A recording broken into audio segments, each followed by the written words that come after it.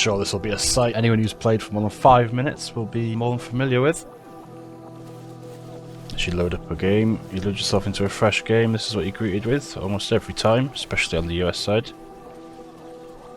Now this is a tips and tricks video. My first tip: just don't get involved in this.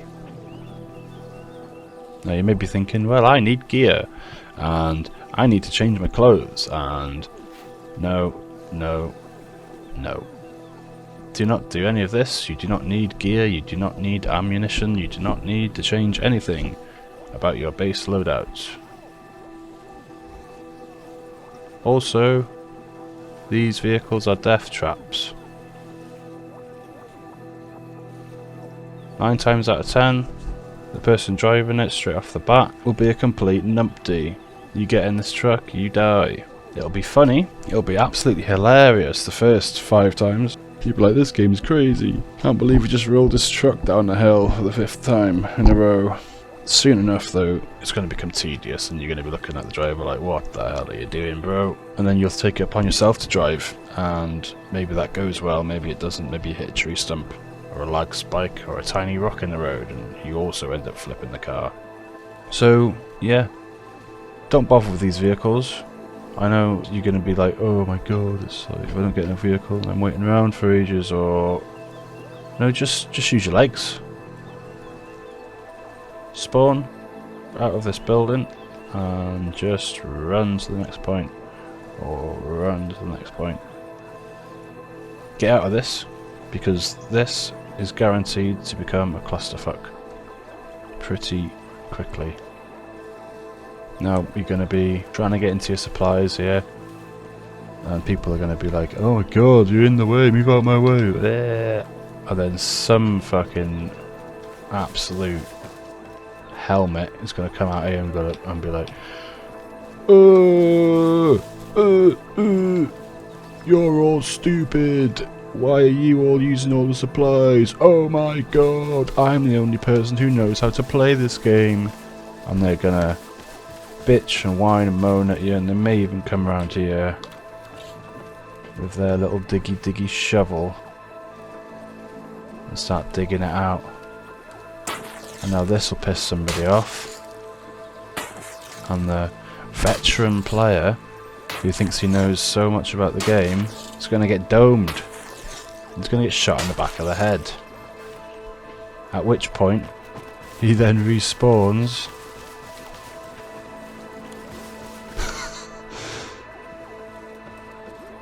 and then this happens.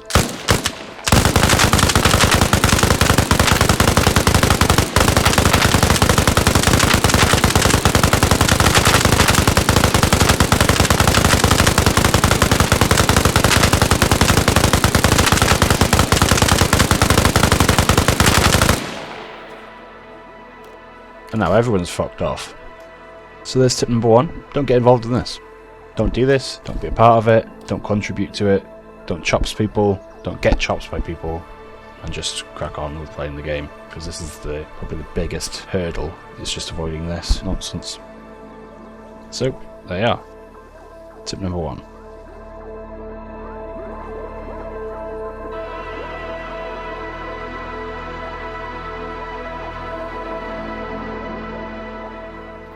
So this is tip number 2. As you can see, it's fairly dark, but not as dark as it's ever going to be. So tip number 2 is make sure you can see in the dark. If you're struggling to see in this level of dark, this is 12 o'clock at night, you're going to really struggle when true dark nights are enabled. Some servers use it, some servers don't. But the difference will be, see how you can see it all up there, can't you?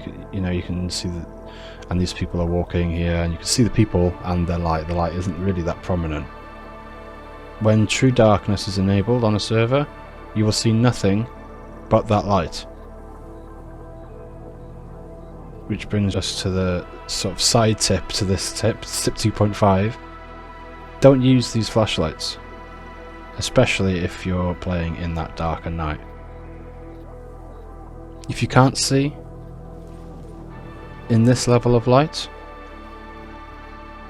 and I would test that by going to a Game Master mode on your own system. Just load up a solo Game Master private and just set it to 12 o'clock at night and see if you can see.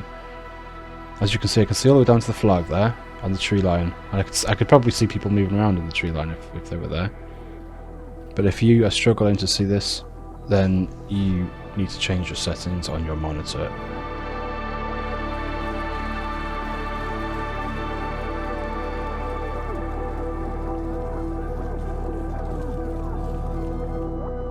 Tip number 3 relates to movement. I've gone full drill sergeant on these fellas. Got them running up and down here. This is the regular move speed and the move pace. So you're running, holding W, and you're just running. Now, there's no difference when you pull your gun out, but there is a slight difference when you're aiming your gun. So you can either put your gun down and run, pull your gun out and you're slightly slower. To negate this slight speed dip, you can go to low ready. It's hard to tell, but there is a slight increase in speed when you're moving like this. Now what I'd also advise, especially in combat, is to be walking at the slowest pace, almost the slowest pace possible, and then sprinting when you need to cover distance. That is huge for me, at least. So say this is the point here, and we need to capture this. So I'd be running. So I would say I ran from X position all the way over there, and I'm running. So I'm running in.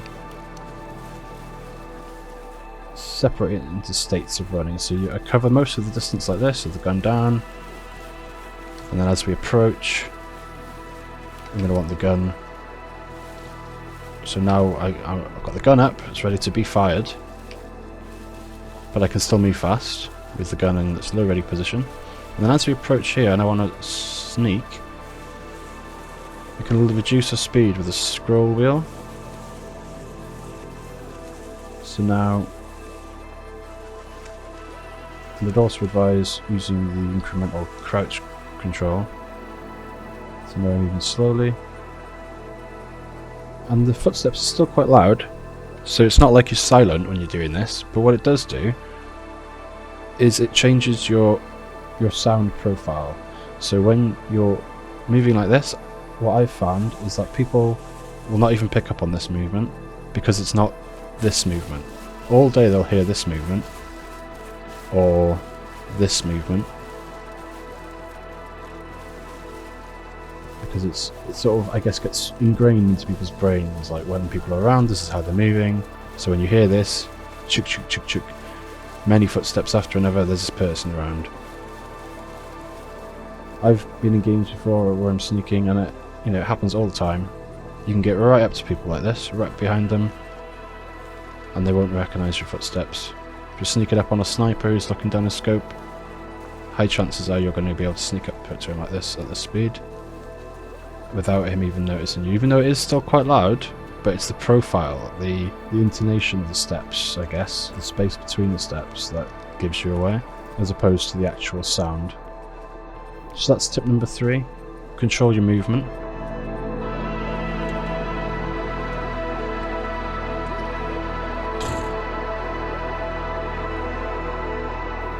So, you have figured out how to move.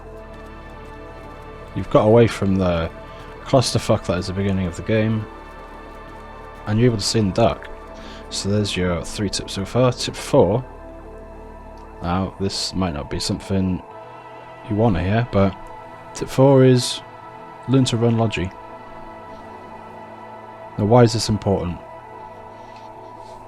You might be thinking, oh, I don't want to run Logi, I just want to grab a sniper and I want to go and shoot some dudes. Logi's boring. Logi's this, Logi's that. You might be right. Logi can be fun at times. Logi can also be very boring. If you're not into driving big, heavy, horrible vehicles around, Logi might not be for you. I would still say play Logi for a number of games, say 5 games, just to try it. And what that'll do is it will teach you how the game works, what supplies do, where they come from, and a better explanation of how it all connects together, which I think will do wonders for helping you learn about supplies, how to respect supplies, and that will feed back into tip number 1, which is, you know, avoiding the clusterfuck of everybody wasting supplies and everyone getting annoyed. So every person who is stuck at the start, getting blown up, getting TK'd and getting annoyed with the game, were to learn Logi, I think that the issue would be mitigated somewhat, at least slightly, by people learning to play Logi. So they're my top tips for new players.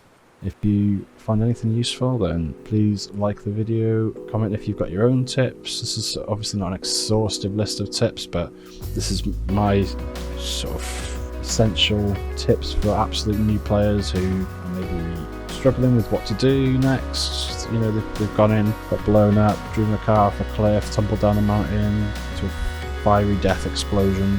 You know, those players are looking for their next step, and I think once you've got all that out of your system, Logi is a good next step to learning the fundamentals of the game, at least the conflict game mode. So yeah, that's that then. Cheers for watching, and I'll see you in the next one.